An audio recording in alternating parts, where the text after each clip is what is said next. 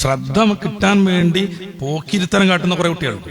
ഞാൻ പറഞ്ഞ 3 പോയിന്റ് മറക്കരുത്. ഒന്ന്, 4-ാം വയസ്സിലും കുസൃതിയും വികൃതിയും കാണിക്കുന്നു.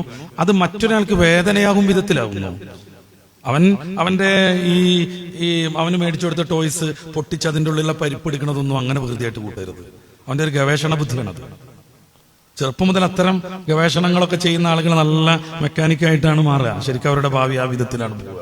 19-ലൊക്കെ പെൺകുട്ടികൾക്ക് പാവ വാങ്ങി കൊടുക്കണം എന്ന് പറയണില്ലേ? എന്തിനാ? ആ പാവയെ വളർത്തണം, താരാട്ട് പാടണം, നെഞ്ചോട് ചേർത്തിട്ട് പാല് കൊടുക്കണം, പാവയോട് വർത്താനം പറയണം. പിന്നീട് ഒരു ഉമ്മയാവേണ്ട അവർക്ക് അത് ചെറുപ്പത്തിൽ തന്നെ ലഭിക്കുന്ന നല്ലൊരു പ്രാക്ടീസ് ആയിരിക്കും. അവന് കൊടുക്കുന്ന ടോയ്സ് നശിപ്പിക്കുന്നതൊന്നും പ്രത്യേകിച്ചൊരു ശിക്ഷ കൊടുക്കേണ്ട കേസൊന്നുമല്ല. വേറൊന്നും മേടിച്ചു കൊടുക്കുകയാണ് വേണ്ടത്. പഠിക്കാൻ അറിയുന്ന പ്രൊഫസർ ശിവദാസിന്റെ പുസ്തകം വായിച്ചോ നോക്കൂ. നമ്മുടെ കുട്ടികൾക്ക് വായിക്കാൻ കൊടുക്കൂ. കുറെ സയന്റിസ്റ്റുകൾ ചെറുപ്പത്തിൽ കാണിച്ച കുറെ കുസൃതികൾ അദ്ദേഹം അതിൽ വിശദീകരിക്കുന്നുണ്ട്.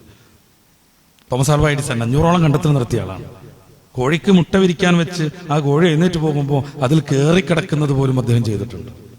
അപ്പോഴേ ബുൾസായിട്ടുണ്ടാവും എല്ലാ മുട്ടയും. അത് മറ്റൊരു കാര്യം. അദ്ദേഹം ഒരു ചെറുപ്പത്തിൽ കുസൃതി നടത്തിയത് കൊണ്ടാണ് നമ്മളിപ്പോ വണ്ടി ഓടിച്ചു പോണത്. ഈ വാലുള്ള ഒരു പ്രത്യേകം പാത്രം ഉണ്ടല്ലോ, ചായ ഒഴിക്കാൻ പറ്റുന്ന, അതിൽ വെള്ളം തിളപ്പിക്കാൻ വെച്ചു അദ്ദേഹത്തിന്റെ മാതാവ്. അതിന്റെ ആ വാലിലൂടെ അങ്ങനെ നീരാവി പോകുന്നത് കണ്ടപ്പോ ഇദ്ദേഹത്തിന് കൗതുകം തോന്നി. അദ്ദേഹം എന്തോ ഒരു വസ്തു എടുത്തിട്ട് അതവിടെ അമർത്തി വെച്ചു. അതോടുകൂടെ അങ്ങനെ അടപ്പ് പടക്കാൻ തുടങ്ങി. പിശാച്ചാണെന്ന് പേടിച്ചു അയാൾ ആദ്യം. ചെയ്ത്താനാണോ?